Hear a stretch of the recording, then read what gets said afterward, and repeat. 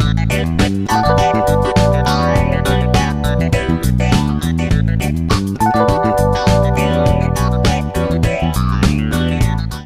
semuanya, selamat datang di podcast kami dengan tema keberagaman agama di Cirebon. Perkenalkan, aku Priscilia Yulianita Hik sebagai host yang akan memandu seluruh rangkaian podcast pada hari ini. Di samping kita udah ada Kak Devi Farida. Hai. Dan juga ada Bramanto Zeno. Halo. Sampurasun kakak. Rampes. Gimana nih? Sekarang lagi sibuk apa gitu? Saya sedang sibuk menjadi penyelenggara pemilu di pengawas pemilu Kecamatan Pabuaran. Kalau Kak Zeno sendiri lagi sibuk apa? Kalau saya sedang sibuk banyak di pelayanan gereja, terus habis itu juga banyak melayani komisi-komisi pemuda remaja.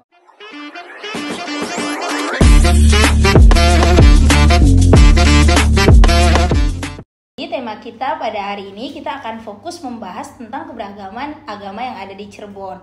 Berbicara tentang keberagaman itu tentu ada perbedaan ya, baik agama Kristen, agama Islam, Hindu, Buddha, Konghucu dan lain-lain. Ada juga kan kepercayaan lokal lainnya yang ada di Cirebon itu sendiri. Mungkin aku ingin dong minta pandangan atau pendapat dari Kak Zeno dan Kak Devi tentang keberagaman yang ada di Cirebon itu seperti apa sih, khususnya keberagaman agama. Terus gimana sih relasi Kak Zeno dan Kak Devi dengan teman-teman yang berbeda agama sendiri? Jujur kalau misalnya pertama kali saya mendengar yang namanya Sunda Wiwitan atau mungkin kepercayaan Kejawen atau mungkin kepercayaan lokal lainnya ya, itu mungkin saya kaget ya gitu kayak karena secara saya itu hidup di lingkungan yang mayoritas seperti misalnya yang agama-agama yang kita tahu atau kepercayaan-kepercayaan yang kita tahu gitu.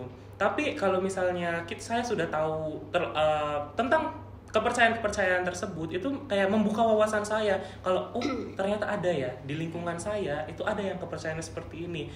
Ternyata ada juga yang mereka melakukan mungkin bukan upacara keagamaan ya, tapi kayak lebih ke ritual gitu. Mungkin kayak misal sedekah bumi seperti itu kan itu bukan keagamaan ya, tapi kayak lebih ke tradisi, ke budaya masyarakat sekitar. Itu juga kayak memberikan ternyata ada ya, masih ada yang memegang teguh seperti tradisi-tradisi tersebut. Terus habis itu kayak budaya-budaya masih kental di lingkungannya seperti itu. Jauh ini relasi dengan teman-teman yang berbeda keyakinan tuh baik ya? Baik banget. Dan mungkin kalau misalnya lihat dari penampilan ya, mungkin kan orang berpikir kalau dari penampilan terlebih dahulu, orang ini kayaknya kayak gini ya. Tapi sebenarnya setelah kita kenalan itu enggak kok, orangnya baik kok gitu. Setelah kita perdalam gitu. Jadi mungkin teman-teman di luar sana juga jangan merasa skeptis dulu dengan pandangan dari looks luarnya dulu seperti itu. Ya kalau dari Kak Devi sendiri gimana sih? Kalau menurutku keberagaman itu suatu kondisi ya, kondisi hidup bermasyarakat yang beragam. Dan bukan saja keberagaman ras, agama, suku, adat, istiadat, tapi keberagaman itu sebuah kondisi atau situasi kita bisa menerima dan menghormati. Cirebon itu kota multikultural. Itu yang kemarin sudah disahkan atau ditetapkan sebagai kota multikulturalisme itu dari Kemenag kemarin. Nah, kenapa? Karena memang di Cirebon ini kompleks dan kaya akan keberagaman itu sendiri. Dari mulai agama, baik agama yang diakui oleh pemerintah maupun kepercayaan atau penghayat yang memang sudah dilakukan dan diterima oleh masyarakat yang majemuk di Cirebon itu sendiri. Ya benar banget ya, emang kita tidak bisa pungkiri bahwa memang keberagaman yang ada di Cirebon itu sendiri tuh menyatukan kita gitu, sehingga menciptakan kerukunan yang ada, terjalinnya kedamaian, benar banget. Namun aku masih penasaran nih, kan sekarang kebanyakan berita-berita yang beredar ya, khususnya di media sosial. Kita akan lihat beberapa cuplikan, itu ada cuplikan tentang kata kafir yang menorehkan luka pada anak saya sebagai pengayat kepercayaan Sunda Wiwitan. Yang kedua juga ada berita tentang menengok indeks kota toleran di daerah Jawa Barat, Cirebon paling merosot. Bagaimana tanggapan kakak-kakak jika melihat potret Cirebon yang intoleransi ini? Apakah di dalam keadaan sekarang ini masih relevan atau enggak sih?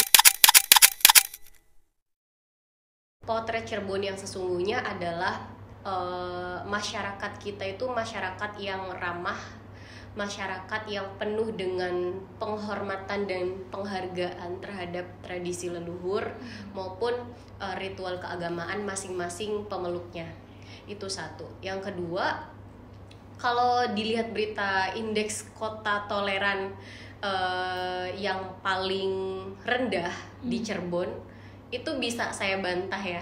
Oh iya. Karena memang apa ya, di Cirebon itu bahkan setiap momen PHBN PHBI selalu disinergikan dengan kebudayaan-kebudayaan lokal ya, kayak misalkan tari topeng, terus juga ada juga wayang golek. Nah, itu hal-hal apa ya, hal-hal kesenian kebudayaan selalu disinergikan dengan baik itu peringatan keagamaan tertentu maupun acara-acara ritual yang bersifat sudah tradisi. Itu sih menurut aku. Dan Cirebon tuh banyak banget kegiatan-kegiatan yang merepresentasikan keberagaman dan toleransi yang ada. Terus menurut Kak Seno gimana sih tanggapannya? Mungkin kalau menambahkan sedikit gitu, siap. dari pendapatnya Kak Devi. Toleransi yang ada di Cirebon seperti itu mungkin berbanding terbalik dengan apa yang ada di media sosial. Mungkin kita lihat kayak di media sosialnya Cirebon kayak menampilkan ini loh ada kasus ini gitu, ada kasus ini di Cirebon.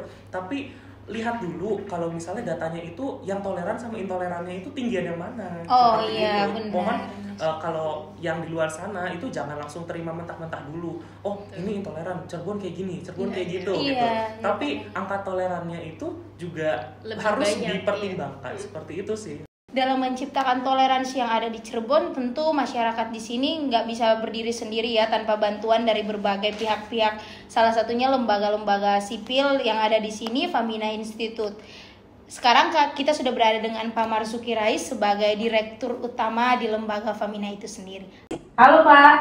Halo. Aku mau tanya dong lebih jauh bagaimana sih perjalanan lembaga Famina dan juga kontribusinya dalam meningkatkan toleransi di Cirebon itu sendiri, dan mungkin Bapak juga jelasin dong dalam 3 tahun terakhir ini apa saja program-program yang udah dilakukan oleh lembaga Famina itu sendiri. Oke, terima kasih. Ya, terkait dengan perjalanan Famina ya. Pertama memang bahwa Famina ini sudah berdiri sejak 23 tahun yang lalu ya, karena itu berdiri pada tahun 2000 dan sepanjang masa itu kita terus mengupayakan kerja-kerja terkait dengan toleransi. Kita tahu bahwa Indonesia ini merdeka itu kan dihadirkan oleh semua komponen masyarakat tanpa terkecuali ya, baik itu mereka yang berbeda agama, Islam, Kristen, Katolik, Hindu, Buddha dan seterusnya itu. Bahkan teman-teman kepercayaan juga saya kira ikut terlibat dalam upaya kemerdekaan ini. Nah tentu karena mereka juga menjadi bagian dari Indonesia, maka mereka juga harus menikmati kemerdekaan itu. Jangan sampai kemudian dikesankan bahwa kemerdekaan ini hanya punya satu kelompok saja, atau bahkan kemudian dinikmati oleh salah satu kelompok saja dari bangsa Indonesia. Maka dalam upaya itu kemudian Famina melakukan berbagai macam kegiatan agar kemudian kemerdekaan itu bisa dinikmati. Tapi kita tahu bahwa ada saja upaya-upaya yang dilakukan oleh kelompok tertentu atas nama mayoritas, maka kemudian mereka seolah-olah paling menguasai Indonesia ini dan merasa paling harus menerima manfaat dari keberadaan Indonesia. Atas dasar itu maka kemudian Famina melakukan kerja-kerja bagaimana kita memahami bahwa kita ini memang berbeda. Tapi berbeda itu tidak harus dibeda-bedakan, justru kita harus menemukan titik temunya, yaitu soal kemanusiaan, soal keindonesiaan. Dalam konteks ini Famina berupaya untuk melakukan kerukunan dan toleransi itu di wilayah 3 Cirebon utamanya ya. Maka kerja-kerja yang kami lakukan di samping ke masyarakat secara langsung juga kita melakukan advokasi kepada pemerintah ya, terutama pemerintah daerah. Nah, yang kepada masyarakat ini kita juga menyasar ke berbagai macam kelompok masyarakat. Ada pemuda, ada orang tua, ada kelompok perempuan ya, yang kemudian kita kemas dengan istilah moderasi beragama di kecamatan. Karena isu ini kan yang sejak tahun 2018 itu dikembangkan oleh Kementerian Agama. Kegiatan yang kami lakukan sejak tahun 2020 mungkin ya, atau 2021 itu kita silaturahim ke tokoh-tokoh agama, tokoh masyarakat, kemudian juga ke pemerintah baik di tingkat kabupaten maupun di tingkat kecamatan. Karena fokus program ini di tingkat kecamatan, terutama di 10 kecamatan, maka kemudian kita berupaya untuk melakukan silaturahim ke Muspika ya, musyawarah pimpinan tingkat kecamatan itu. Setelah kita melakukan silaturahim atau audiensi itu, kemudian kita juga menyampaikan kepada masyarakat secara umum ya bahwa nanti ke depan kita akan ada kegiatan ABCD. Nah, di situ juga kita melakukan perekrutan. Kita merekrut sekitar 25 peserta di tiap-tiap kecamatan. Nah, mereka kemudian 25 orang ini kita latih ya terkait dengan penguatan toleransi, apa itu toleransi, kemudian juga hak-hak warga negara, perlindungan warga negara terkait dengan kebebasan beragama dan berkeyakinan yang kita ambil dari Undang-Undang Dasar, kemudian juga dari DUHAM, Deklarasi Hak Asasi Manusia, dan kovenan lainnya. Kita juga menyampaikan kepada mereka terkait dengan bahwa cita ideal agama itu kan sebenarnya untuk memanusiakan manusia, tapi realitasnya kemudian ada saja pihak-pihak yang mengingkari itu. Nah, maka di sini kemudian kita menyampaikan bahwa cita ideal agama di sisi lain kemudian dihadapkan pada realitas kepentingan-kepentingan yang merusak cita ideal agama itu. Maka kita ajak kemudian para peserta ini bagaimana membangun atau memulihkan cita ideal agama itu sendiri. Secara umum seringkali kita ungkapkan dalam istilah toleransi atau kerukunan dan perdamaian itu, karena itu kan sebenarnya yang diharapkan oleh semua umat beragama gitu. Kita tahu bahwa media sosial ini kan menempati posisi yang sangat penting hari ini ya. Hampir semua bangsa Indonesia hari ini tiap hari, tiap jam, tiap detik bahkan mendapatkan informasi lewat media sosial. Nah, menyadari hal itu, maka kemudian kita juga beri penguatan mereka, beri skill agar mereka memanfaatkan media sosial ini untuk kampanye hal-hal baik.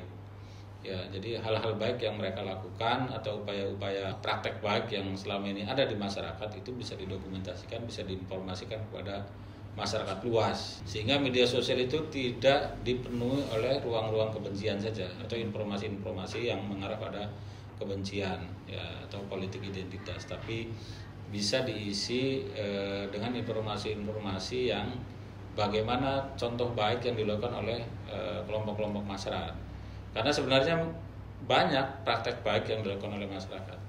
Cuman mungkin karena selama ini nggak terekspos saja, ya tidak diangkat oleh pemuda atau oleh masyarakat setempat. Maka kita bekali mereka agar mengetahui atau bisa membuat video pendek yang bisa mengangkat praktek-praktek baik yang ada di tengah-tengah masyarakat.